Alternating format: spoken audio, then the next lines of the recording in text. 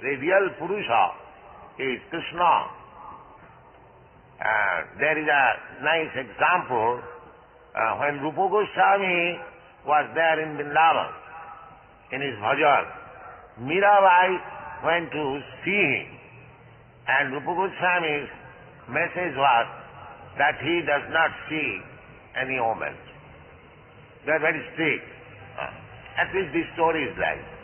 So Mira challenged that I came to Vrindavan, I know that only Krishna is Purush here and everyone is woman. So how does it mean that Rupa Goswami declined to see another woman?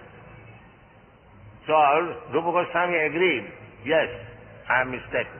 Yes, Krishna is the only Purusha. So Purusha means the angel, and Prakriti means the instrument of enjoyment.